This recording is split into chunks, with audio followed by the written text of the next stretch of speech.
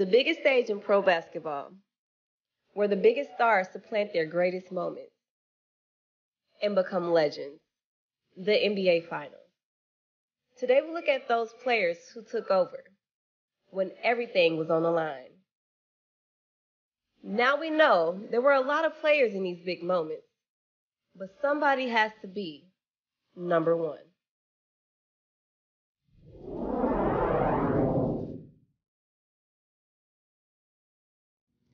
Number 10.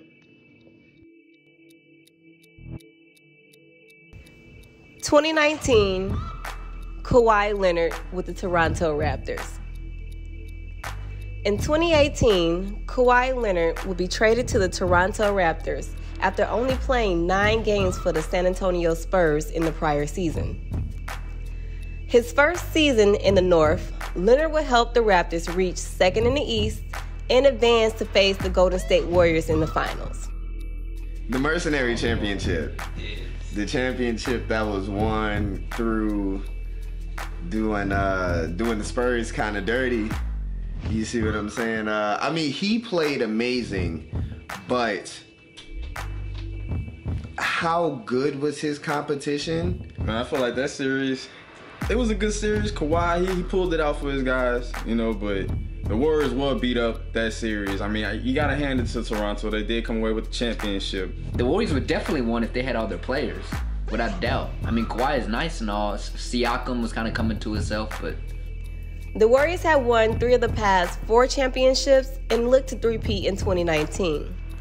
However, the injuries throughout the playoffs will have a huge impact on the team's performance against the Raptors. Nah, I wouldn't put an asterisk by it. Because, I mean, they still had to deserve it. He had to go against Philly in the Eastern Conference. That came down to the final shot. So it wasn't easy. Just the finals was just a little bit more easy than we anticipated due to the Warriors being beat up. But Toronto still had their task. They still had a little tough road. Kawhi would lead all scorers in the 2019 finals, averaging 28.5 points. And defensively, he will lead both teams with 2 steals per game. Known as the board man in Toronto, Kawhi also led the Raptors in rebounds, finishing the series with 59 rebounds. The numbers were great is probably why he's here off of sheer numbers, so I'm not going to take that away from him. You said 29 points? About 28, 29 points a game. 29 points a game, I mean, I feel like there's a lot with the level of difficulty. You know what I'm saying? I value level of difficulty over actual, playing, because I could play against some 5th graders and score 30. You see what I'm saying? But that's just me. The Raptors will beat the Warriors in a 4-2 series, with Kawhi being named the Finals MVP.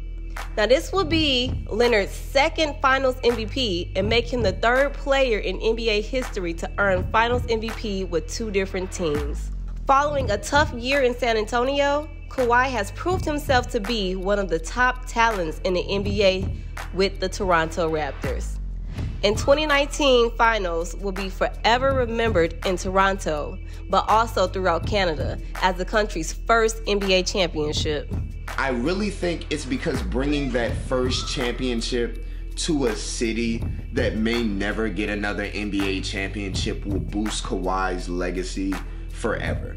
Because if Toronto in the next 20 years, 30 years doesn't win a championship, it will always be known that Kawhi Leonard brought that NBA championship to Toronto and got the Finals MVP. So he may be here number 10 off sheer moment more than his play, if I would say. Leonard would get the last laugh and places 10th on the Spot on Sports top 10 finals performances.